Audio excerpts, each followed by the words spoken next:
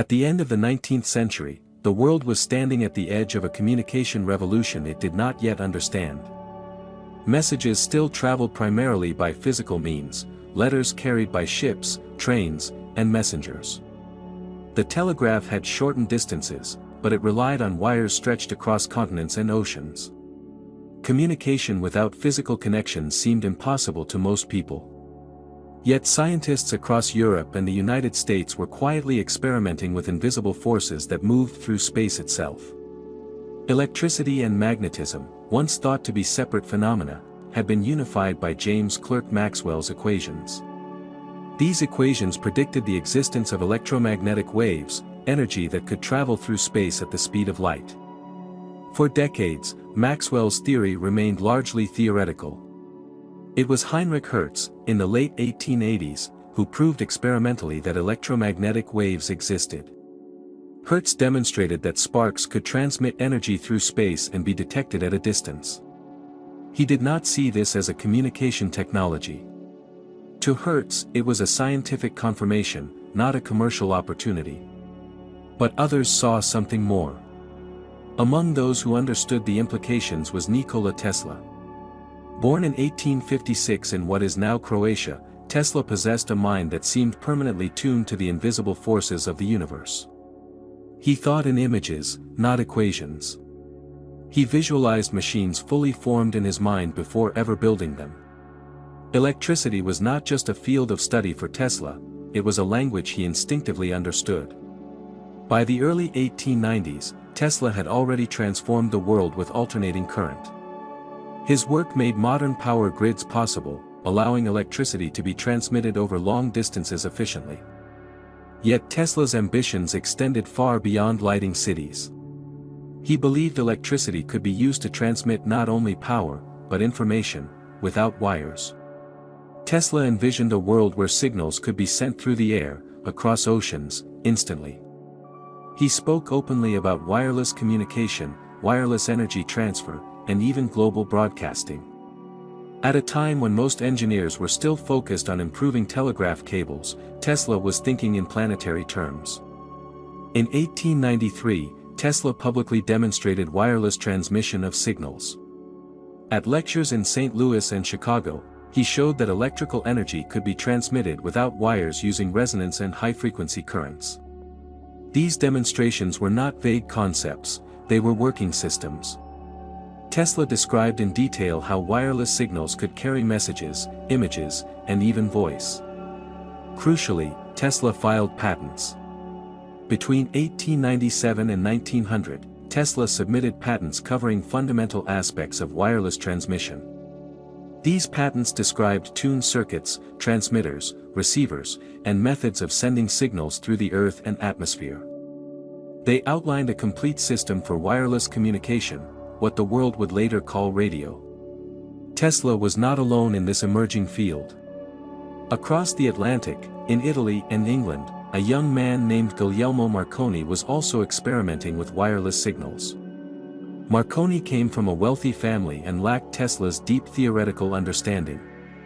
However, he possessed something Tesla did not, a strong instinct for business, connections, and timing. Marconi's early work relied heavily on existing research. He used Hertzian waves, components developed by others, and concepts that had already been published. His key contribution was not inventing new physics, but assembling known ideas into a practical communication system that could be demonstrated reliably over increasing distances. In the mid-1890s, Marconi began sending wireless signals over short distances, eventually achieving transmissions across hills and bodies of water. These successes attracted attention, particularly from the British government, which saw potential military and naval applications. While Tesla continued refining his broader vision of global wireless communication, Marconi focused on one goal: transmitting Morse code wirelessly over long distances. This narrow focus allowed him to make steady progress and secure funding. By 1897, Marconi had established the Wireless Telegraph and Signal Company in England. He began filing patents in multiple countries, some of which overlapped significantly with Tesla's earlier filings. At the time, patent offices often struggled to evaluate cutting-edge technologies, especially when claims involved abstract electromagnetic principles. Tesla, confident in his priority and the strength of his patents, did not aggressively pursue commercialization of radio. He was focused on something much larger, the Wardenclyffe Tower. This massive project, funded initially by J.P. Morgan, was intended to demonstrate global wireless communication and energy transmission. Tesla believed Wardenclyffe would change the world. It would transmit information, images, and power wirelessly across vast distances. However, the project was expensive, technically challenging, and poorly understood by investors. As costs mounted and returns remained distant, financial support weakened. Meanwhile, Marconi was producing results that were easier to understand and monetize. In 1901, he famously claimed to have transmitted a wireless signal across the Atlantic Ocean. This achievement, whether fully verified or not, captured the imagination of the public and the press. Marconi became a celebrity. Newspapers hailed him as the inventor of wireless communication. Governments signed contracts. Investors poured money into his companies. The narrative of radio was being written in real time, and Tesla was being left out of it. In the United States, the situation became increasingly tense. Marconi sought patents that directly conflicted with Tesla's earlier work. For years, the U.S. Patent Office had recognized Tesla's priority. But under intense pressure, including political and commercial influence, the office reversed its position. In 1904, the U.S. Patent Office awarded key radio patents to Marconi. This decision shocked Tesla. It effectively transferred legal ownership of radio technology from the man who had conceived its foundations to a businessman who had successfully commercialized it. The ruling did not mean Tesla's ideas were wrong. It meant power had shifted. From that moment on, the battle over radio became not just a technical dispute, but a war over history itself. Tesla, financially strained and increasingly isolated, lacked the resources to fight back immediately. His Wardenclyffe project collapsed. His reputation suffered. Meanwhile, Marconi's empire expanded, supported by governments, corporations, and media outlets eager to crown a single inventor. As radio spread across the world, Tesla watched as his ideas were implemented everywhere, without his name attached. And this was only the beginning. As the 20th century began, wireless communication was no longer a scientific curiosity. It was becoming a strategic asset. Governments realized that whoever controlled wireless technology would control information, navigation, and military coordination. Radio was not just about sending messages, it was about power. In the United States, the patent landscape around radio had become a battlefield. Nikola Tesla's patents, filed in the late 1890s, described the essential elements of wireless transmission: tuned transmitters, tuned receivers, and resonance-based signal selection. These were not peripheral ideas, they were the core of radio itself. Initially, the U.S. Patent Office acknowledged this. Tesla's patents were granted and recognized as foundational. For years, Marconi's applications were rejected because they conflicted with Tesla's prior art, as well as patents held by Oliver Lodge and John Stone. But the environment was changing. Marconi was no longer just an inventor. He was the face of a powerful corporate network. His companies were expanding rapidly, backed by British capital and political influence. Wireless stations were being built across the Atlantic world. The British Navy, in particular, became heavily invested in Marconi's systems. Tesla, by contrast, was struggling financially. His Wardenclyffe Tower project stalled due to lack of funding. J.P. Morgan, who had initially supported the project, withdrew further investment once he realized Tesla's vision of free global wireless energy would not be easily monetized. This imbalance of power mattered. Patent law, in theory, is neutral. In practice, it is deeply influenced by economic and political realities. By the early 1900s, Marconi's technology was already being used operationally, while Tesla's broader system remained unfinished. In 1904, the U.S. Patent Office made a dramatic reversal. Despite Tesla's earlier filings and detailed descriptions, the office awarded key radio patents to Marconi. The official reasoning cited Marconi's practical success and commercial deployment. This decision marked a turning point. With these patents in hand, Marconi gained legal control over radio technology in the United States. Companies using wireless systems now faced licensing fees and lawsuits if they did not comply. Marconi's firm aggressively enforced its claims, asserting ownership over radio itself. Tesla was furious, but also exhausted. By this time, Tesla was deeply in debt. He lived in hotels, often unable to pay his bills. His health was declining, and his public image had shifted from visionary genius to eccentric outsider. Though he continued to publish ideas and give interviews, he lacked the financial and legal backing to immediately challenge Marconi's claims. Meanwhile, radio technology exploded in importance. Ships at sea began using wireless communication for navigation and distress signals. This became tragically evident in 1912, when the RMS Titanic struck an iceberg. Wireless radio allowed distress calls to be sent, saving hundreds of lives. The Titanic disaster cemented radio as essential infrastructure.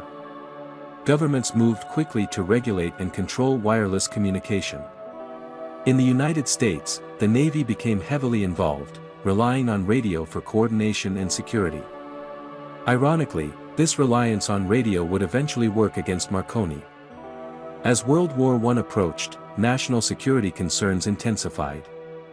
The U.S. government grew uneasy with the idea that a foreign-owned corporation held patents controlling a critical communication technology. During the war, the U.S. Navy effectively took over radio operations, sidelining private companies. After the war, the U.S. government faced a dilemma. Marconi's patent stood in the way of domestic radio development. American companies wanted to expand broadcasting, but licensing fees and legal risks slowed progress. This tension led to a series of legal battles. Tesla, though still financially weak, decided to act. He filed suit against the Marconi Company, asserting that his earlier patents had been unlawfully overridden. The case moved slowly through the courts, overshadowed by corporate interests and wartime priorities. Years passed. Tesla died in 1943, alone in a New York hotel room. At the time of his death, the popular narrative still credited Marconi as the inventor of radio. Tesla's contributions were largely forgotten by the public, remembered only by a small circle of engineers and historians. But the story was not over. In the same year Tesla died, the United States Supreme Court issued a landmark decision. In a case involving the Marconi Company and the U.S. government, the court reviewed the validity of Marconi's radio patents. The ruling was decisive. The Supreme Court invalidated Marconi's key patents, citing prior art, including Nikola Tesla's earlier filings. The court explicitly acknowledged that Tesla's patents anticipated the fundamental elements of radio transmission. In legal terms, this meant Tesla had been right all along. The decision did not restore Tesla's fame. It did not bring him wealth. But it corrected the historical record, at least on paper. The timing was tragic. Tesla never lived to see his vindication. Marconi, meanwhile, had already enjoyed decades of recognition, wealth, and accolades. He received the Nobel Prize in Physics in 1909, shared with Carl Ferdinand Braun, for contributions to wireless telegraphy. Tesla never received such honors. The war over radio revealed a harsh truth about innovation: invention alone is not enough. Recognition often goes to those who can commercialize, promote, and politically defend their ideas. Radio, one of the most transformative technologies in human history, was born not from a single mind, but from a battlefield of competing visions, patents, and power struggles. And yet, even this is not the full story. Because radio was only one part of Tesla's vision, and one chapter in a much larger conflict between science and control. By the time the Supreme Court of the United States invalidated Marconi's radio patents in 1943, radio itself had already transformed the world. It had reshaped warfare, politics, culture, and everyday life. News traveled instantly. Voices crossed oceans. Music reached millions simultaneously. Entire nations could be addressed in real time. And yet, the man whose ideas made this possible was already gone. Nikola Tesla died in obscurity, with little money, no laboratory, and no large institution defending his legacy. When newspapers reported his death, they described him as a brilliant but eccentric inventor, a man whose greatest ideas were unrealized dreams. Very few mentioned that the foundation of radio had been his. History, it seemed, had already made its choice. To understand why, it is necessary to look beyond technical facts and examine how history itself is constructed. Innovation is not remembered purely based on who was first. It is remembered based on visibility, power, narrative control, and timing. Tesla was a visionary in the purest sense. He conceived systems far ahead of the infrastructure and economic models needed to support them. His vision of wireless communication was global, open, and expansive. He imagined a world where information flowed freely, without centralized control. Ironically, this very ideal made him unattractive to investors and governments. Marconi, on the other hand, offered something far more manageable. His wireless telegraphy was focused, limited, and immediately useful. Governments could control it. Corporations could monetize it. Militaries could weaponize it. From a political and economic standpoint, Marconi's version of radio was safer. This distinction mattered enormously. Throughout the early 20th century, nations were consolidating power. Communication was no longer a neutral tool, it was a strategic asset. Whoever controlled radio could influence public opinion, coordinate armies, and project authority across borders. Tesla's approach threatened this model. His public statements often emphasized free access, global reach, and decentralization. These ideas resonated philosophically, but they conflicted with emerging state and corporate interests. As a result, Tesla became inconvenient. This does not mean there was a single conspiracy to erase him. Rather, history drifted in the direction of convenience. Marconi was visible, successful, and alive to receive credit. Tesla was isolated, underfunded, and increasingly dismissed as impractical. Textbooks followed success. Newspapers followed headlines. Awards followed institutions. Over time, repetition became truth. For decades, students learned that Marconi invented radio. This narrative was simple, clean, and reinforced by Nobel recognition in corporate history. Few questioned it deeply. Even fewer examined patent filings, legal decisions, or earlier demonstrations. The Supreme Court ruling of 1943 quietly contradicted this story, but it came too late to rewrite public memory. It was a legal correction, not a cultural one. And yet, among engineers and historians, Tesla's role never fully disappeared. Those who studied the original patents could see clearly that Tesla had described the essential components of radio before Marconi. Those who understood resonance and tuning recognized Tesla's priority. Over time, academic reassessments began to surface, slowly restoring balance to the historical record. But the broader public remained largely unaware. This pattern, of innovators being overshadowed by those who commercialize their ideas, repeats throughout history. Inventions rarely emerge fully formed from a single individual. They are ecosystems of ideas, built incrementally. But recognition tends to favor those who cross the finish line with institutional backing. Tesla crossed the conceptual finish line first. Marconi crossed the commercial one. Both contributed. But only one controlled the narrative. Understanding this distinction matters today more than ever. Modern technology, whether wireless communication, the internet, or artificial intelligence, is shaped by similar forces. Ideas emerge from researchers and visionaries, but control often consolidates elsewhere. The story of Tesla and Marconi is not just about radio. It is about how innovation is claimed, defended, and remembered. Tesla believed deeply that science should serve humanity as a whole. His vision of wireless communication anticipated a connected world long before it existed. He imagined instant global information exchange, portable communication devices, and universal access. Many of these ideas sound strikingly familiar today. In this sense, Tesla did not lose. His concept survived, even if his name faded temporarily. Modern wireless systems, from radio to Wi-Fi to cellular networks, are built on principles he articulated over a century ago. Marconi, too, left a lasting legacy.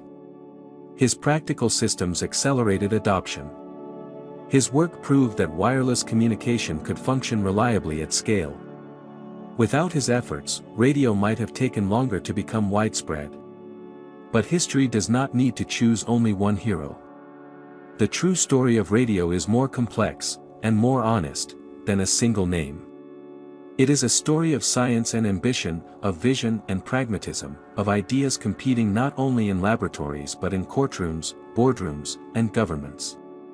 It is a story where truth eventually surfaced, but long after it could change a man's life. Nikola Tesla never heard the Supreme Court validate his work. He never saw his name restored in textbooks. He never benefited from the technology he helped create. Yet every wireless signal that crosses the air today carries a fragment of his legacy. And every time we ask who really invented something, we take one step closer to understanding how progress truly happens. Not as a straight line. Not as a single genius. But as a war of ideas, where some are remembered, and others must be rediscovered.